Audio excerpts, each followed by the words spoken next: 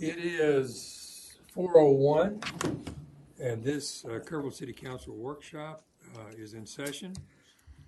In regard to anybody who's not staff or council, and I will repeat this later, if you want to speak, make sure you sign up with the city secretary and you're recognized before speaking. We come to item 2A, information discussion on KEDC and the Kerrville Economic Development Corporation.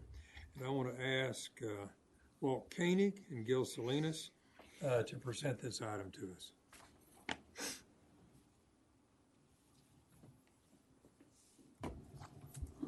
Mr. Mayor, members of the City Council. All right. Today's presentation, for the record, Gilberto Salinas with the Kerrville Economic Development Corporation. Today's presentation is going to have, I'm going to start squinting again.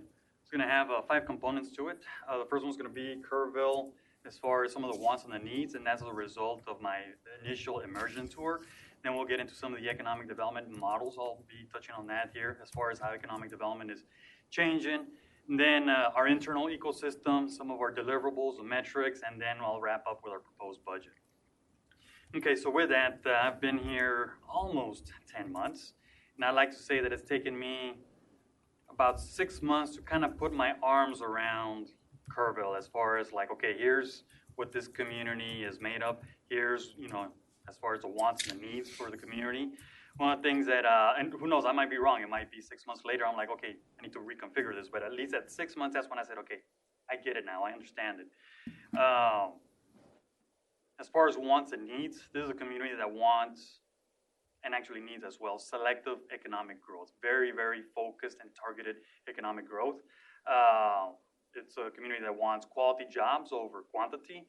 And then this one, this everybody, as far as my, first 200 plus people that I met with as far as my one-on-one part of my immersion tour, everybody said maintain, the essence of fabric or the flavor of the hill country that we live in. And then the other one was, the one that came up a lot as well, was practicing financial responsibility for the organization. So kind of like translating that, crunching it, basically means, okay, what I was being asked as an economic developer and the organization is like, you need to come in, here are your parameters, you need to do more with less, and not disrupt the lifestyle that we have. The one thing that they've said was, we don't want to be like Bernie, which we're not. We're just not made up that way. Now, as far as our demographics, getting into some of the needs, what we can and cannot do, I will tell you right out of the gate, is that we can't afford to go after what I like to say the big fish, having that shotgun approach, and I'll get into this here in a bit, as far as going after all these companies, because we can't, anything over 200, 250, we really can't, we just can't afford it, and we don't have the capacity for it. We're also a community that does not have the adequate facilities right now for some of these projects, especially the larger ones. And as far as land, we don't really have shovel-ready land. We have some lots that are development-ready, but not shovel-ready, not yet. And then human capital, and this was this is something that we all know, and a result of our stakeholder retreat. What was surprising was actually 3-4 years ago, our workforce shrank.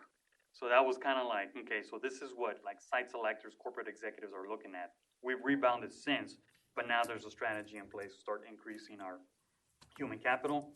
But, however, I am here to say that that sweet spot for us in this community is that 40 to 60 person operation. That is what I like to say, it puts us in the category of growing in increments. So that incremental growth that we can organically grow into. All right, now I'm going to switch gears here and talk a little bit more on economic development as far as the model. And economic development has been around for only like 30 years since the state legislature created the Type A and the Type B economic development funds, and they empowered local communities to conduct economic development. Still a fairly young profession. So the traditional model that's been used since the very beginning, the one that I'm very familiar with, is you put everything into marketing. You go out there, you promote, you knock on doors. It's kind of like that shotgun approach, trying to see what you can bring in. I've generated a list of 1,000 companies, and out of those 1,000 companies, I would have meetings with 50 of those companies. That's just how much it takes to have 50 meetings, and 50 meetings is a lot. And then in turn, so you have that lead generation that's produced from those lists, from your marketing efforts, and then that segues into recruitment. So now you have a company on the line, then you start to work with your community leadership to close the deal. That's where incentives comes into play, so on and so forth. And especially at the onset, I mean, it was very incentive driven. It's kind of changed over the years. Now it's a little bit more along the lines of workforce and quality of place. And I'll come back to that here in a bit. Once you close a deal, now you have a new company. And in my field, at the end of the year, we're judged by how many companies that you recruit or how many companies that you work with locally, how many jobs were generated, and in turn, what was the wealth that was created as a result of that as far as capital investment, job creation, salaries coming into the community. That's what we're judged by at the end of the year. When you do that, and you have those new jobs, those new companies coming in, that's when people start moving into your community. And now you start looking at growth of the workforce. So again, this is that traditional model for economic development, which about 90% of EDOs in the U.S. continue to do this. But as of almost 3 years ago, and a lot of it has to do with Amazon headquarters too, when they started to shop their project around and really just put everything out there, made it public as far as the site selection process, it basically turned that model on its head, and it gave us headaches. Now it's all about being the voice and championing that local business. And the reason you do that is because 80 to 85% of a community's growth, any community in the U.S., comes from within, with your local business. When you start working and being the voice of that local business, then that's across the board. And some it might be heavier on the primary job side, and on others is more on the retail. It just depends on the makeup of the community. Then you get into quality of place. Quality of place, very different from quality of life.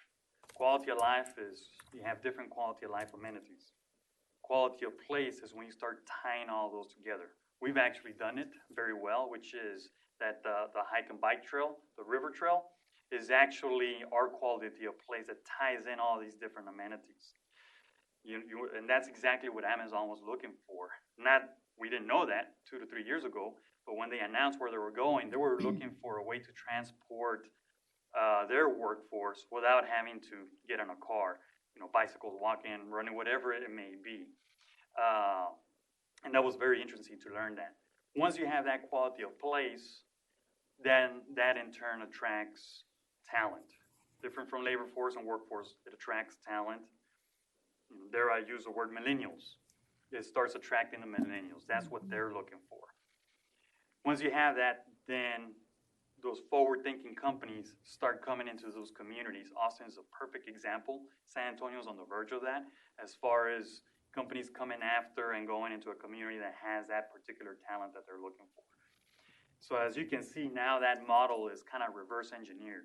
And when you do that, almost without effort, it creates a brand in the sense that now people start telling your story. You don't have to necessarily market as much because now people are telling the story of Kerrville.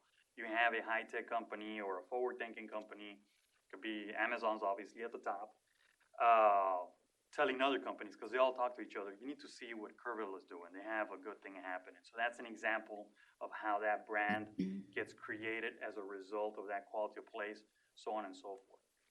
That's called the inclusive economic development model. And one of the reasons that I'm here is because with the different plans that we have in place, the 2050 plan, I kind of saw like, okay, this could be a great example of what the future of economic development is going to look like 5 to 10 years from now. So in a very roundabout way, and again, we're moving in that direction, we could very well be early adopters of that particular model. I mean, we still don't know what it's going to look like, but we know that it's evolving and it's transforming. All right, now I'll get into internally what we're doing, and I'll be touching on these two, ecosystem and then our deliverables and our metrics. Okay, so when I got here, and during the interview process, I started looking at the 2050 comprehensive plan. which is great for anybody that will take in this position because you already have a working document. You already have the blueprint as far as what you need to do. So, Yeah. so no, it's fine. It's fine. I mean, that's anyway. So it definitely helps my job. Now you look at about a year ago, there was a Chamber EDC business plan. I think Avalanche Consulting helped put together that plan, and my predecessor as well as Walt. There was some good information in there, so we grabbed that plan as well. My immersion tour, I took extensive notes of meeting with you all, with a lot of the leadership in this community, because when you do that, you eventually start picking up on patterns and trends, and I'm like, okay, I see where everybody's coming from. And then the interagency stakeholder retreat, which you all were a part of, and that was with Tip Strategies, one of the leading economic development agencies, and by the way, they're site selectors as well. So we grabbed those 4 different plans, and basically what we did, we aligned them. Once we aligned them, we came up with this. So again, I don't expect you all to read that on the screen. So can I get a copy of that again? I think it's in our packet. But I have a digital. I don't. Oh, okay, I just- sorry, okay. I was looking for it. I know you gave me. It doesn't have Like to. right now? Yeah. Do you have one right now? No, I don't have to have it right now. Sure, okay. You can look at mine if you want, yeah. No, I mean, I've looked at it already. You know what? I thought I had it, but it's okay. All right. I'm sorry. I just need one at some point. Well, this is actually better than the screen, so it's a good point. It's hard to get that much digital info on, I know, because we've tried. Oh, I'm sorry to interrupt you. That's okay. Thank you.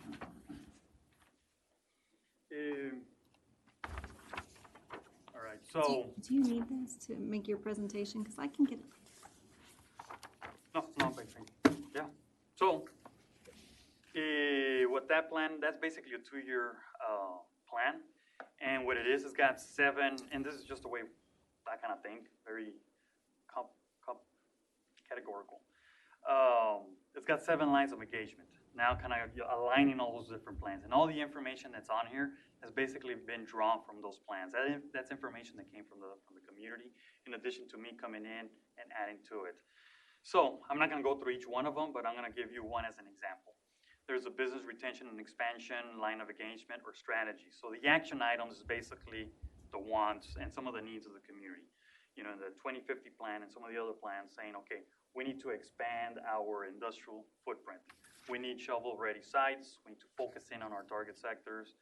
Inventory of buildings that could accommodate, you know, some of these new companies, economic indicators, so on and so forth. So these were like the action items that were identified, again, through consultants and the community as far as like the wants. The bottom part is performance indicators, which is the deliverables. So how would the community know that we're delivering on that, in addition to actually closing deals? Well, how many companies that we visit locally? And this just pertains to the brief section.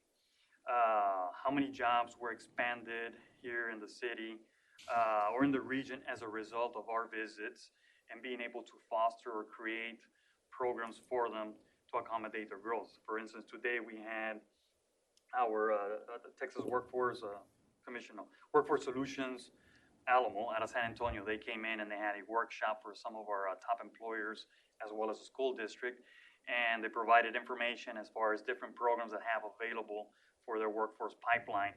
That would fall in this category of, okay, you know, did we do something to provide value add for the companies to help them grow?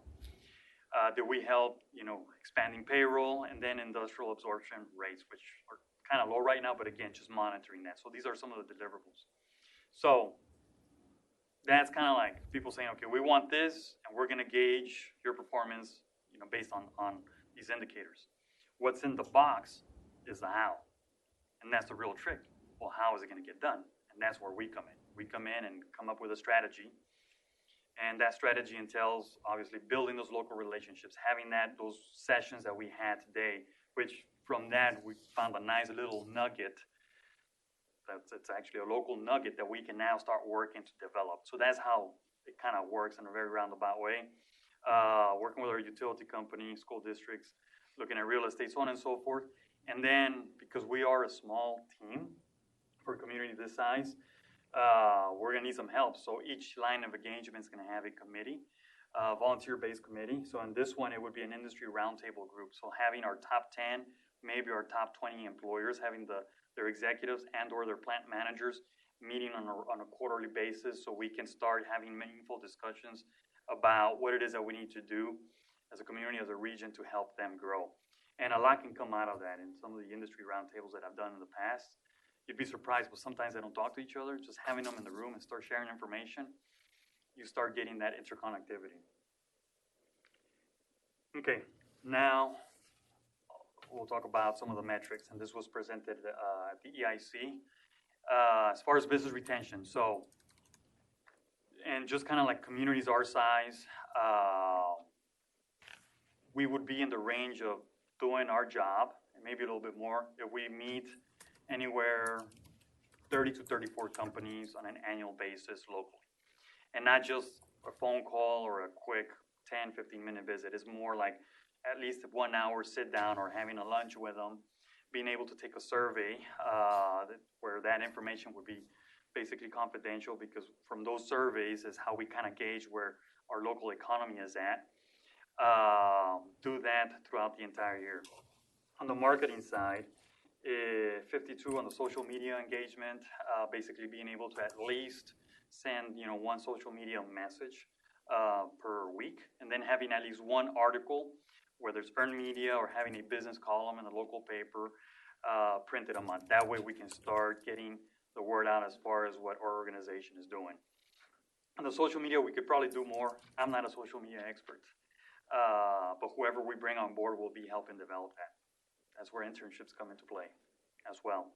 And then encouraging entrepreneurs. This is more of working with small business, some of the local businesses, and even some of our larger businesses, providing, again, like what we did today, a seminar or workshop that provides value add for that local company. On the recruitment side, anywhere between 18 to 22 leads that are generated from our office. Those leads could be generated through a phone call, which we've gotten in the past already. It could be a website inquiry. It could be an actual walk-in, which I've got stories how, walk-ins like 10 minutes before 5 or like during the lunch hour actually turned into a project. Not here yet, but you never know who's going to walk in through the doors. And then also part of our outreach, and then through the governor's office, we're able to get some other leads as well. Yes, sir? No. Okay, all right. As a result of that, being able to host anywhere between 2 to 4 prospects and or site selectors in a year.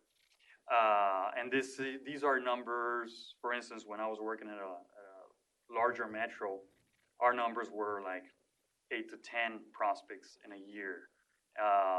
And then it was double the amount for leads. So it's kind of like, for a community this size, we're in that range. Yes, ma'am? Just to clarify, is this your numbers for this year, or this is your goal? For the goal for the next fiscal year. Okay. Yeah. And then on stakeholder communication, that's one thing. One of the lines of engagement is organizational housekeeping. So coming in, I'm like, okay, there's things that we need to work on, streamline our incentives, working with the city manager on that one, as well as Sherry. Looking at policies and procedures, just kind of streamlining a lot of what we have. And one of the things that we had said is like, okay, well, on the reporting side, we need to do, and we do this already with a utility, which is on a quarterly basis, we need to go out with our stakeholders and just a 5-minute report, 10-minute report on here we are, here's what we're working on, and we're available for a Q&A. That's something that we'll now start doing with the sitting council. And again, it's just a quick report. Just keep in mind that depending on the projects, we can't disclose certain information if it's an actual prospect that we have. The other one is having on an annual basis a stakeholder retreat, which we had one back in May, and continue doing that. And what I like to say is an interagency stakeholder retreat, because there's so many different entities that we have to work with. There's a lot of value in everybody coming together for a couple of hours, maybe a morning or an afternoon, and again, sharing that information and providing a report as to where we are in regards to economic development. And then the other one's an annual economic development forum. We're still trying to figure out how we're going to do this. It's kind of like a state of the city, but in this case, it would be a state of economic development, where members of the community can come in and and they would hear from us as far as a report on where we stand as far as economic development, and then a historical perspective as well. And again, just being available for the community for any questions that they might have, which we might end up having side conversations on. Okay. Now we'll get into the actual budget itself. It's a budget, and this budget, again, ties back into that roadmap or that ecosystem that we developed internally. Keep in mind that this has got minimal travel. Most of the travel is just going to be professional development and prospecting. You know, whenever we do have a prospect on the line, being able to have that capability to go visit their headquarters and vice versa, having them come in.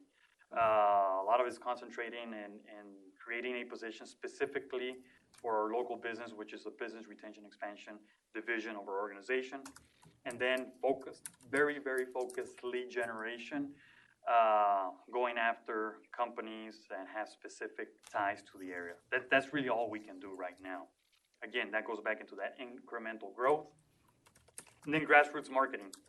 We're not yet in a position to really market ourselves externally outside of what the Visitors Convention Bureau and some other entities are doing. Before we do that, we have to tell our story locally, because, you know, and that happened as soon as I got here. You know, the KEDC, there were a lot of questions about it, and this was a lot, you know, this happened in my one-on-one meetings. So I'm like, okay, we need to find a way to now spend a good 6 months, maybe even a year, meeting, getting in front of as many groups, and just getting the word out as far as, number one, here's who we are. Number two, here's what we're working on. Here's projects from the past. But now, moving forward, here's what we're looking to do. Again, just providing information to our local community. I've done this in the past, and it can be a little painful sometimes, but it's well worth it down the road. And then it's affordable, and it's I'm not gonna say it's bare bones, but it's as affordable as it can get with what, you know, we have in mind. On the recruitment side, as far as numbers, we're looking at about $20,000, and that's again for that very focused corporate recruitment, which what we would be doing is, and one of the prospects that we have on the line right now exactly falls in this category of a 40 to 60 person operation, incremental growth within one of our target sectors, and it's a company that actually has some ties to the area. So what we'd be looking to do is, again, go after C-level executives. It could be Ivy grads or students that have left the area 10, 20 years ago, might have their own companies. They might be up in the Midwest and the Northeast and the West Coast, and being able to pitch to them and say, hey, you know, here's Kerrville, here's some of the things that are happening, how can we help you? Should you be looking to whether it's relocation or expand?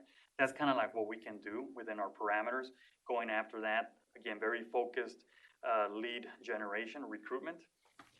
On the marketing side, about $23,000, and that's just, you know, finishing up the website that we have, some collateral material, just some very basic stuff. And that marketing program, again, is going to be more for the local area. But again, we do need some materials for when we go out there and we're prospecting or we have prospect visits.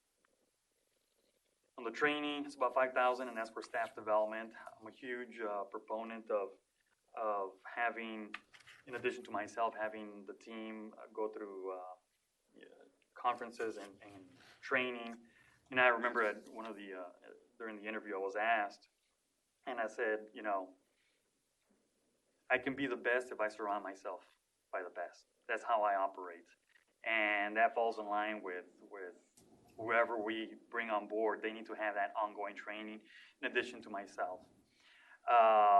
Segues into conferences. That's IEDC and TEDC, that's International Economic Development Council, Texas Economic Development Council, which are the trade associations for economic developers. Outside contract services, those are consulting services wherever we might need, whether it's an EIS that we might need, or we need somebody to come in and specifically do a study in regards to a prospect they're going after or a particular sector. Meals and entertainment, that again, that's for that's $12,000, and that's for prospects. Again, we're hopeful we're going to have a prospect visit here very soon. Well, we need some funds to host them.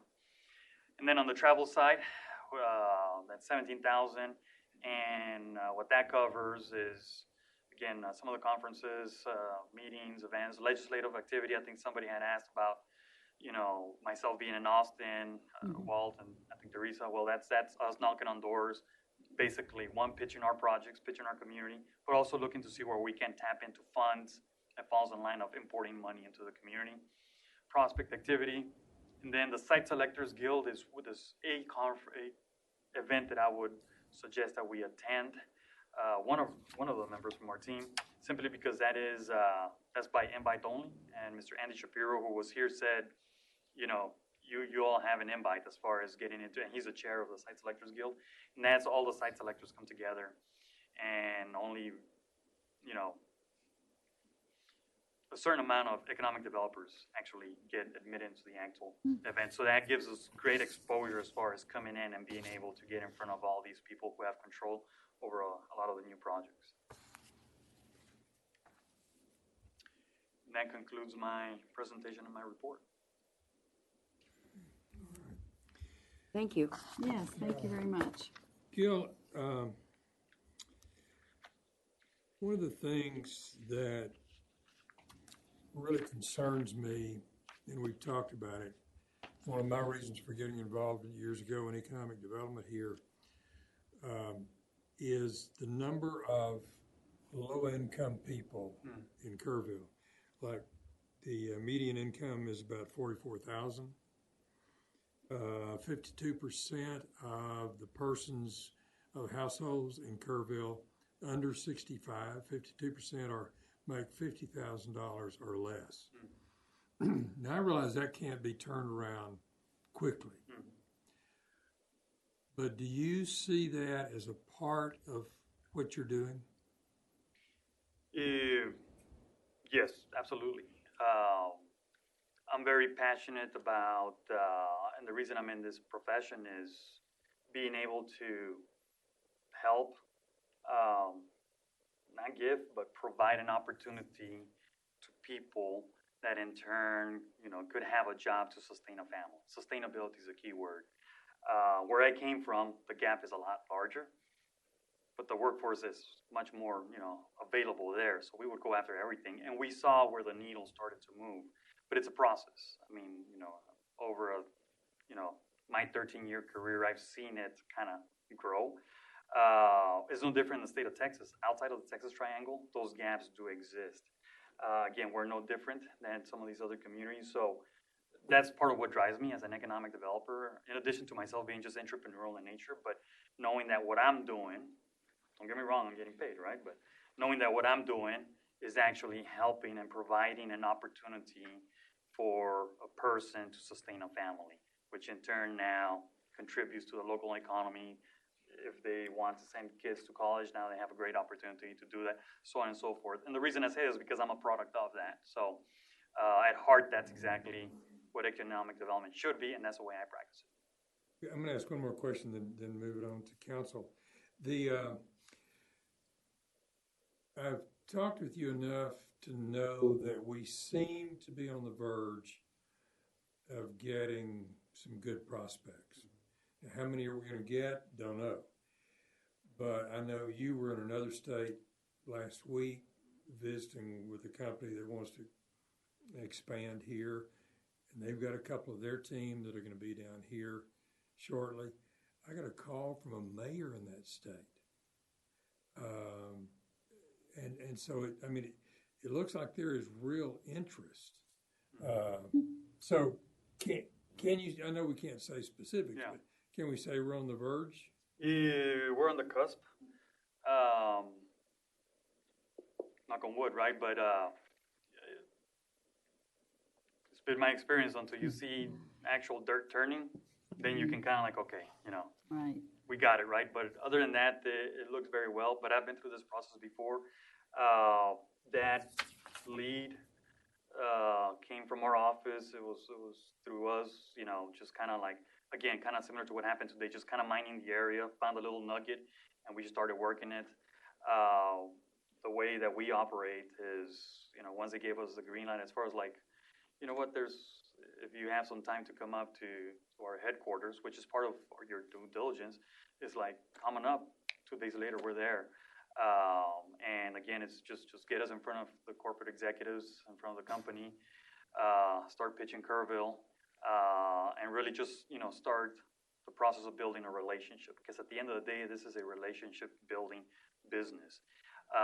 It could be in a few months, it could be a year or 2 years down the road before you see a project come out of, a lead like this one. So we're busy, and that's a project that's farther along, and I think some of you have already been contacted as far as like, okay, we've got some people coming in, so we want everybody on their best behavior.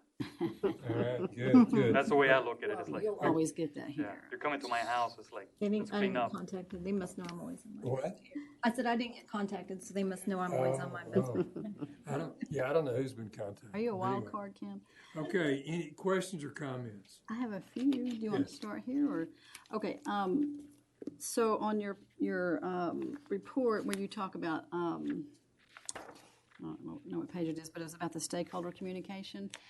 I was toying with the idea of, since it is hard to literally talk about the prospects here, if we could maybe once a quarter go into executive session, and that would be something we would need to coordinate, but you could be prepared maybe to talk more in depth about the prospects when you're ready.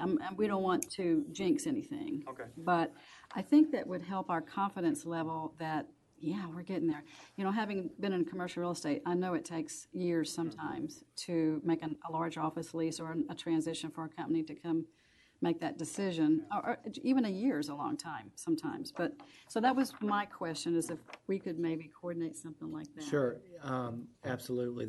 It's a little problematic to bring people from outside of the organization into executive sessions unless they're hired outside legal counsel that are representing us.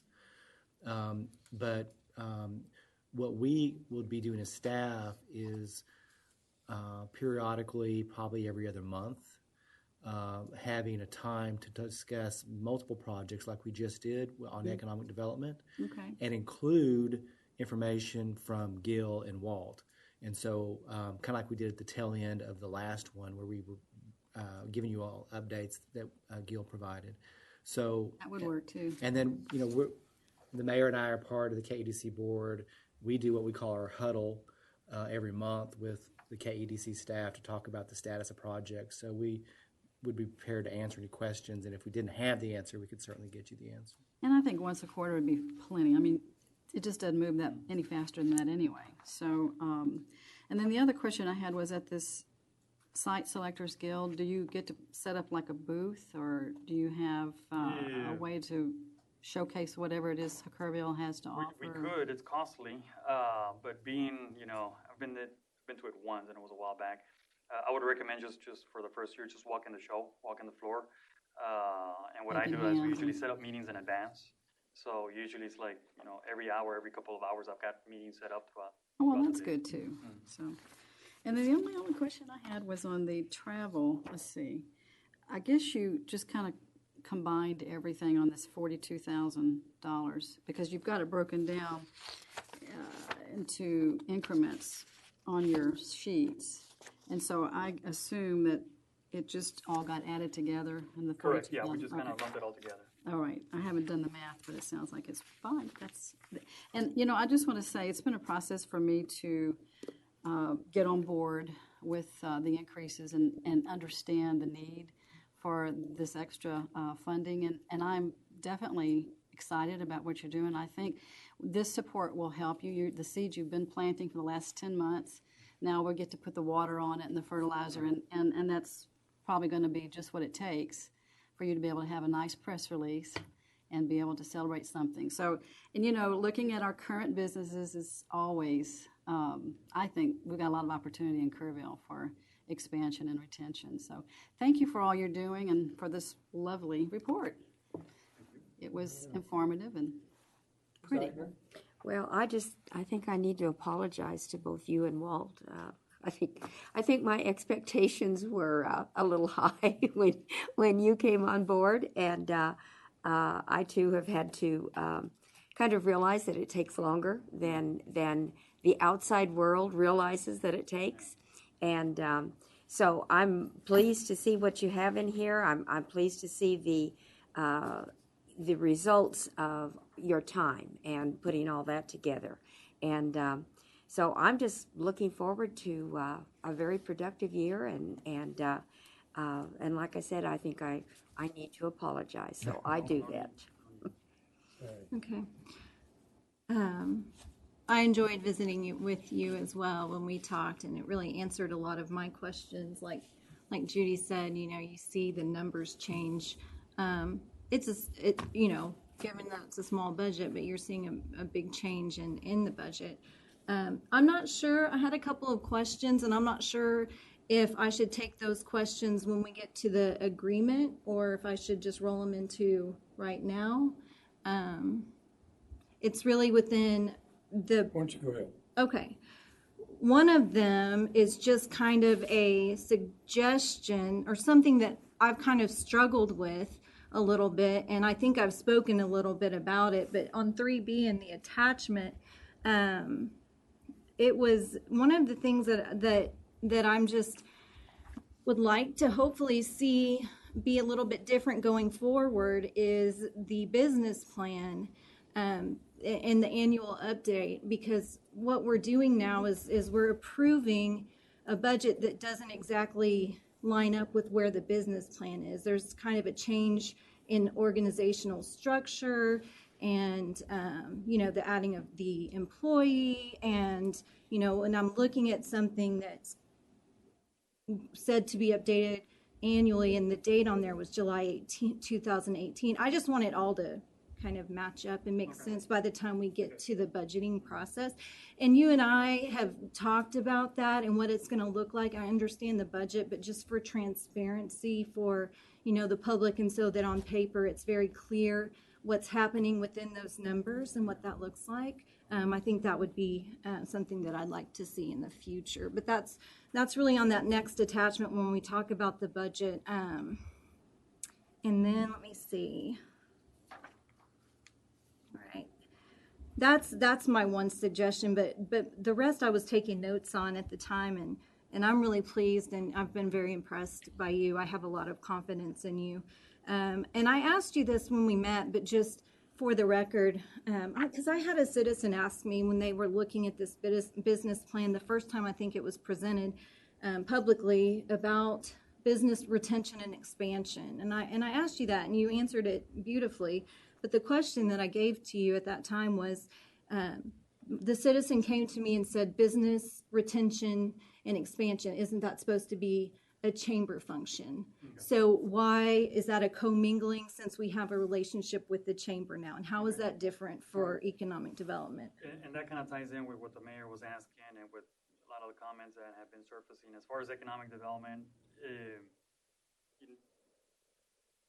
the jobs that you're trying to create that are going to create wealth typically fall in the primary job category. Primary jobs typically is a company that is exporting a certain item, whether it's local resources or local services, which means that we're exporting something, that means that money's coming inbound from the outside, as opposed to, we're selling hamburgers, right? We can only sell so many hamburgers to each other here. That money is not money coming in from the outside. It's just circulating from within. So we're focusing on the primary jobs. Not that we would say no, that we won't visit to some of these local mom and pop shops. We will. As a matter of fact, I'm meeting with one tomorrow. But in order to move the needle and increase the wealth, it goes back to those primary jobs, goes back to that export and GDP of a particular community. So the business retention expansion program, that's why we focus in on the top 10 to 20 employers, typically on the private side. Government and education is in a different category. And that's the core of what we'd be doing, again, to help move the needle. Good. No, and I love that answer. I just wanted it to be out there. And let me see. Just quick.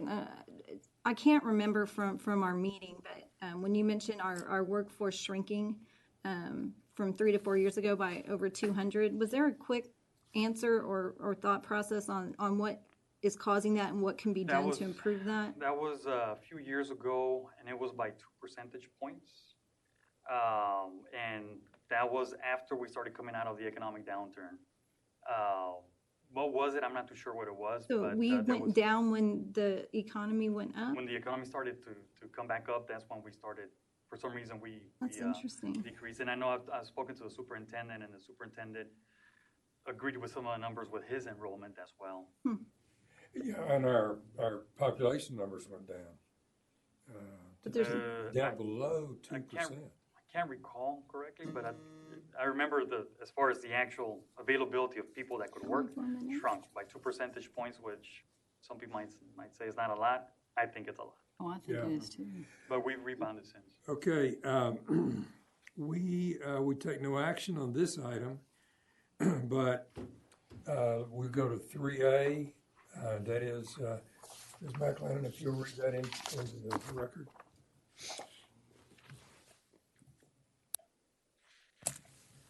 Annual Kerrville Economic Improvement Corporation, EIC, budget for fiscal year 2020.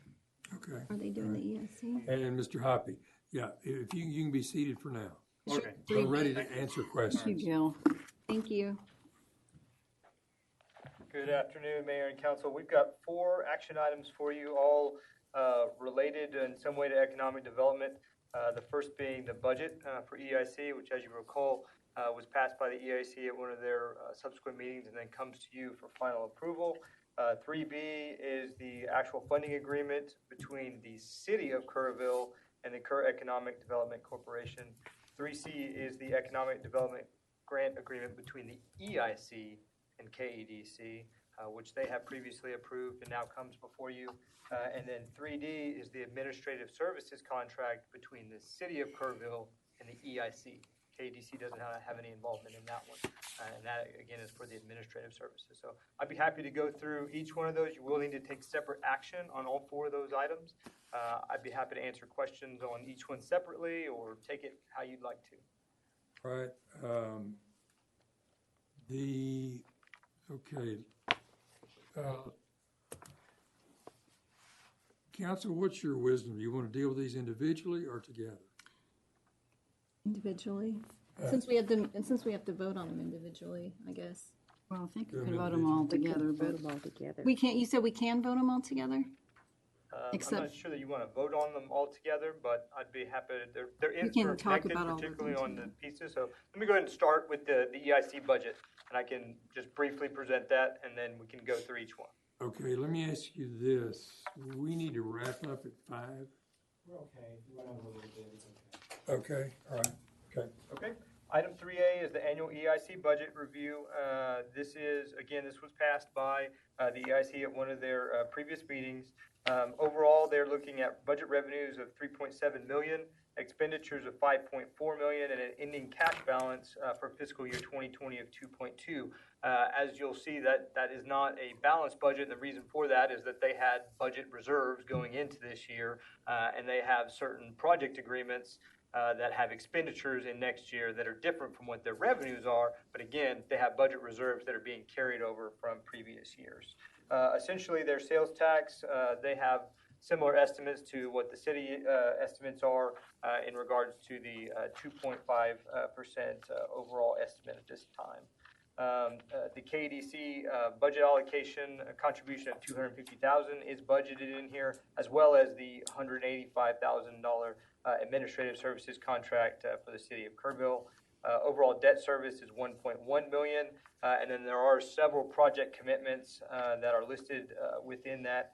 Legion Lift Station, Olympic Drive, Thompson Drive, the River Trail extension to Shriner University, and then the Arcadia Live contribution. I will note a small typo that was on your agenda bill. That is not $6 million, that is $600,000. There was a zero instead of a comma there. So that's the EIC budget in a nutshell. Be happy to answer any questions you may have. Okay, let's begin this time with Ms. Clarkson. Okay, so I've just got 3 things, and the first one was because I asked Mark, and I'm new to this whole thing, and it was, you spoke about the deficit spending budget, and it looked like to me that it was like, well, what are they going to be able to spend? They've already committed all their funds, but there is the fund balance. So going forward, they can look at that fund balance for future projects. Well, in addition to that, you've got to remember sales taxes coming in every month throughout the year. For cash So flow. certainly they do have commitments but those commitments really are for funding that has already come in and was reserved. Okay. So Okay. they will have future funding that's coming in every month. Okay, that makes sense. And then two things that are really more general in nature. And one of them, you know, Gary's not going to be here till the regular council meeting, and so he called and we talked about this workshop. And he made a point, and I really agree with it. And I told him I'd bring it up in this meeting. And the point is, if we're going to be taking action items, we both felt like we need some clarification on what a workshop is. You know, I kind of envision it being more of a learning session where, you know, we get presented with reports from you know, our from the studies that are being done, and that in this case, with it being a budget issue, it seemed to Gary and I agreed that this might be something that we would really want to probably do in a regular council meeting, so that at that time there was more time for citizen engagement and input just in the future. So I guess the line there is maybe we need a workshop to talk about workshops and what those actually mean. So I think we have to be really careful about making sure that we have the right level of this is open, obviously, so it's not that we're closed session and not letting anybody in to that, but just where are we going to draw the line as far as what actions we take and what presentations that we listen to in a workshop versus a regular That would be going forward after today, though. Sure. Since we hadn't had a chance to really Of think course. And then I guess this is just a little question. If we're going to approve the EIC budget, should we not approve the funding agreements before that? Does it matter? Because we're effectively approving those if we approve the budget. No, the budget is somewhat separate from the agreements. Certainly, that's the appropriation, and then the mechanisms for the agreement are subsequent to that. And that's kind of why we ordered those in that way. It's a little bit chicken or egg. Yeah. I will say that I agree about not having action items at the 4 o'clock workshop, but we're kind of in a bind with all we're getting done. But I agree. That was a lot. Anyway, let me say something, then I'll pass it on. Gil, to my understanding, the KDC board approved this budget, and KPUB approved it, and the Commissioners Court approved it, and EIC approved it. Are you using fairy dust on all these folks? No, I know. They said yes. Okay. I don't have any questions. I'm good. No, I would just say ditto to your comment. It's a real endorsement when all those really intelligent people have already come together and have scoped it and, you know, researched it and thought about it. So it gives me a lot of comfort knowing that in addition to a few questions I've had, a lot have already been answered and asked. So I don't have any further questions. Okay. I assume we don't have any speakers lined up? No, sir. Okay, all right. Anything else in council? If not, do we have a motion in regard to 3A? I'll make a motion that we approve the KEIC's 2020 budget. I'll second. Okay, got a motion and a second. All in favor, let it be known by the raised hand, and it passes 4-0. Okay, let's go to 3B. Ms. McLennan, if you'll read that in, please. City of Kerrville funding agreement with Kerr Economic Development Corporation. All right. Mayor Ms. and Council, item 3B is the agreement between the City of Kerrville and KDC. This is a one-year agreement. This is for a total amount of $50,000 that has been appropriated within your budget, your overall general fund budget, and which you have passed one time on first reading, you will have on second reading later tonight. All right, okay. Council, any questions on that funding agreement? I don't have any. Okay, do I hear a motion in regard to 3B? I'll move that we approve the funding agreement with KEDC for an amount up to $50,000 for fiscal year 2020. All right. Second? I'll second it. Okay. Any further discussion? Okay, all in favor, let it be known by the raised hand. And it is 4-0. Okay, let's go to 3C, Ms. McElhannon. Economic Development Grant Agreement between the City of Kerrville, Texas Economic Improvement Corporation and the Kerr Economic Development Corporation for an amount up to $250,000 for fiscal year 2020, fiscal year 2021, and fiscal year 2022 upon annual review. Mayor and council, this is an agreement between the EIC and KDC. It is essentially a 3-year agreement for 3 installments of $250,000, subject to annual budget appropriations each year. In addition to metrics that will come back to you and business plans that will be updated throughout that time period, and annual reports, quarterly reports, et cetera, that will be coming back to both you as well as the EIC. This was approved at the EIC at their last meeting. Okay, council, comments, questions? Just to repeat on the update for the, I'm just reiterating what I said earlier, just about making sure the update matches what the budget Yeah. says in the future. Okay. So we're looking for updated updates. Okay. Business, There could have been a play on words, because I saw that same thing, and I think they were just referring to, it was almost like the title, it was 2018, but it's good to clarify, because Sure, well, there's some big changes this year, so Right. it just, Yeah. Okay. Do I hear a motion on 3C? I'll make a motion that we approve the Economic Development Grant Agreement. I'll second. Okay, I've got a motion second. Any other comment?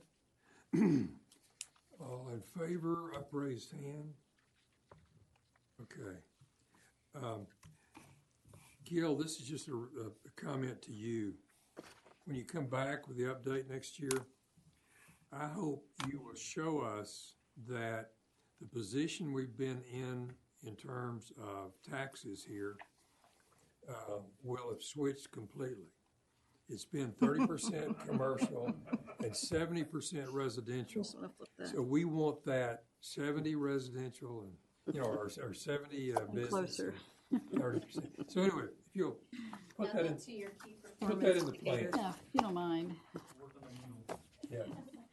Walt can consult you on that. Yeah, we'll work together on that, sir. Yeah, okay. 3D, Ms. McElhannon? Administrative Services Contract between the City of Kerrville, Texas and the City of Kerrville, Texas Economic Improvement Corporation in the amount of $185,000. Mr. Hoppy? Mayor and council, this is your annual administrative services contract between the City of Kerrville and EIC for the various administrative functions that we provide for them, including engineering and project management services specific to EIC-funded projects, legal services, financial services, investment officer functions, regulatory financial reporting, the annual audit, project reports, staff reports, and prospect support services. Quite a bargain at $185,000. This was approved by the EIC at one of their previous meetings. I'd be happy to answer any questions you may have. All right, okay. Any questions that you have on the administrative services contract? No. Can you make a motion? I will. I'll motion that we approve item 3D, administrative service contract between the City of Kerrville, and Texas, and the City of Kerrville, Texas Economic Improvement Corporation, an amount of $185,000. I'll All right. second. Good, we got a motion, second. Any other questions, comments? Okay, all in favor, the raised hand. Okay, it passes 4-0. All right. Then we will recess at 4:55. And we'll reconvene upstairs. Gil, do you want this?